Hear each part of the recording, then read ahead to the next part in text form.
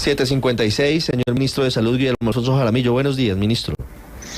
Muy buenos días, un saludo especial para todo el equipo de trabajo y a los radioyentes. Ministro, el decreto 1270, al amparo de la emergencia económica, social y ambiental en La Guajira del Gobierno Nacional, pretende ser el piloto de la reforma a la salud que se tramita en el Congreso.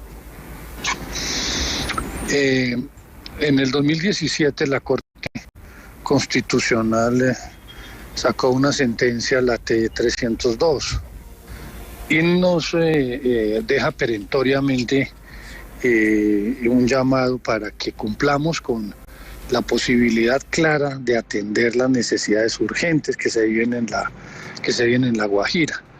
Y ahí está condensado todo lo que la Corte quiere y desea, y fundamentalmente la protección de mujeres, especialmente embarazadas, la maternidad, proteger los niños. Hay que saber que La Guajira en este momento tiene el mayor índice de muertes por desnutrición, casi 8 veces más que el promedio en Colombia. Lo mismo sucede con enfermedades respiratorias, con enfermedades gastrointestinales, 4 y 6 veces más. Entonces, el decreto lo que trae, y por supuesto, es imponer un trabajo muy especialmente en lo que es la prevención de la enfermedad, la promoción de la salud y la atención primaria. Pero eso no se puede hacer solamente en materia de salud, no solamente tener un médico, un nutricionista, una enfermera, puestos de salud, la prevención, la promoción. Hay necesidad de integrarnos con las diferentes instituciones gubernamentales, bienestar familiar, educación, agua, especialmente agua en una zona árida como La Guajira, en nutrición sobre la base de bienestar familiar. Y eso es lo que estamos haciendo, ponernos todos de acuerdo para poder verdaderamente cumplir con algo que desafortunadamente durante los últimos 5 años no se ha logrado cumplir en Colombia, que es la decisión de la Corte Constitucional de atender ese sector tan importante de La Guajira. Sí, ministro, ¿y todo esto qué tiene que ver con el fenómeno del niño, que supuestamente es el hecho sobreviniente por el cual se declaró la emergencia económica? Porque desafortunadamente ya en La Guajira el niño ha afectado terriblemente. Ya las fuentes de agua están agotadas y hasta ahora vamos a entrar en el periodo de verano. Va a haber una crisis muy grave, y uno de los factores fundamentales por los cuales está sufriendo el pueblo y La Guajira entera es por materia especialmente de la falta de agua, y especialmente de falta de agua potable.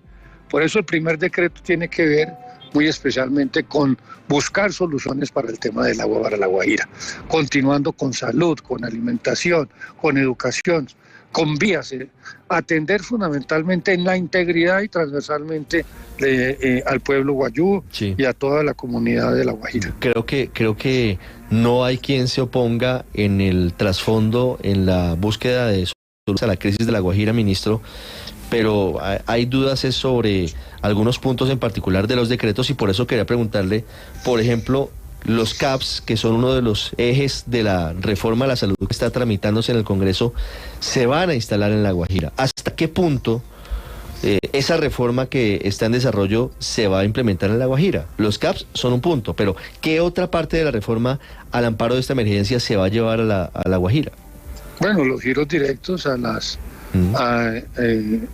instituciones prestadoras de servicios, ¿no es cierto? La destinación de un recurso importante de la UPC, o sea, dedicar lo que no se ha hecho, dineros fundamentales para la prevención, la promoción, la atención primaria, ¿no es cierto? Recursos adicionales, en este momento ya hemos invertido en 4 hospitales, más de 100, con inversiones de más de 100.000 millones de pesos.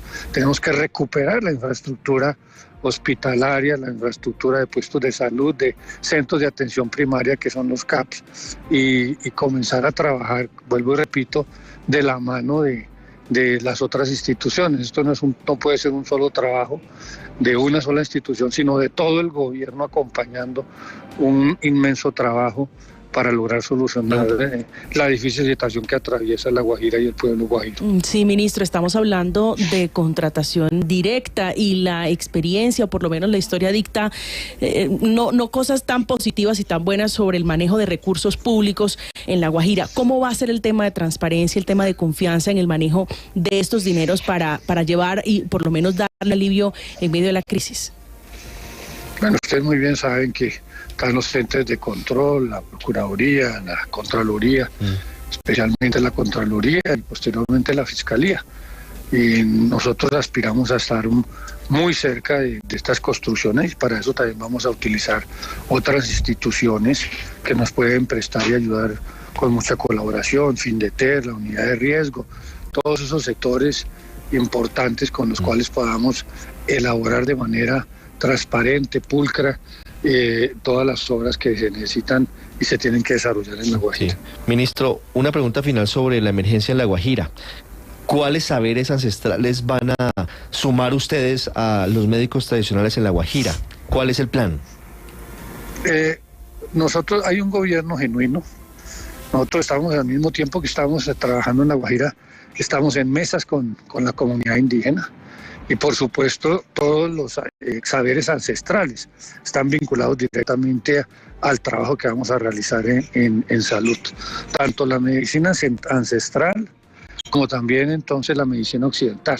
Esto es un trabajo conjunto con la comunidad, manteniendo sus culturas, respetando sus gobiernos, respetando sus autoridades y muy especialmente sus tradiciones y sus costumbres, tanto desde el punto de vista cultural, sino al mismo tiempo la gran experiencia milenaria que tienen con respecto a sus propias concepciones curativas y de atención en salud. Ministro, algunos sectores pueden considerar que es una suerte de burla del gobierno que la reforma no haya sido aprobada en el Congreso y se esté sacando adelante vía emergencia en La Guajira. ¿Qué opinión le merece a usted quienes creen que esto no debería hacerse mientras no salga adelante la reforma en el Congreso? No, nosotros lo que le estamos diciendo a la gente es que estamos atendiendo a los sectores que desafortunadamente el modelo que tenemos de salud no ha sido suficiente para atenderlos. Nosotros tenemos amplios sectores y vastos sectores territoriales de este país que no están siendo atendidos, en donde el mercado no funciona, en donde tiene que llegar el Estado, ¿no es cierto? Porque desde el 2015, afortunadamente, con la ley estatutaria de salud, la salud no es un negocio sino un derecho.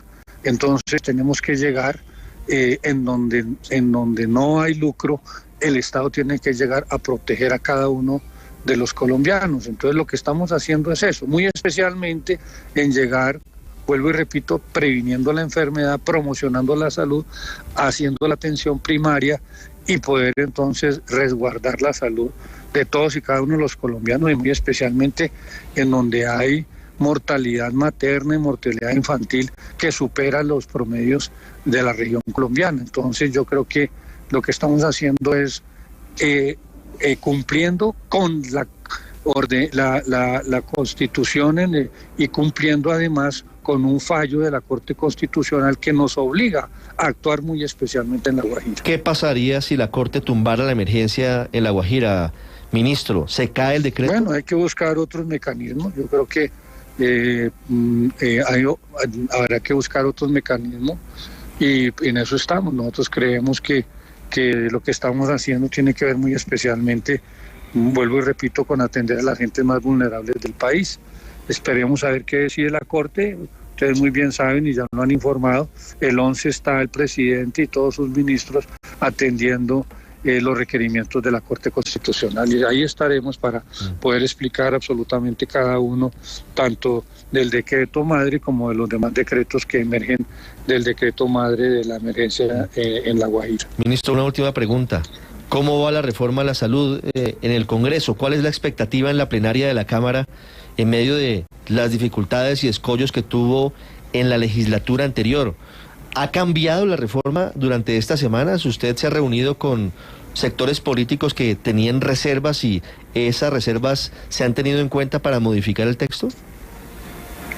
No, nosotros estamos esperando que se reactive el Congreso. Eso es una decisión fundamental de los parlamentarios. Yo soy profundamente respetuoso del Parlamento. Estuve más de 15 años en Congreso de la República y respeto profundamente ese ente legislativo que es fundamental para que las leyes se puedan consensuar y que podamos tener la mejor posibilidad de mejorar el modelo de salud que tenemos actualmente. Ministro, muchas gracias. A ustedes muy amable. Un saludo.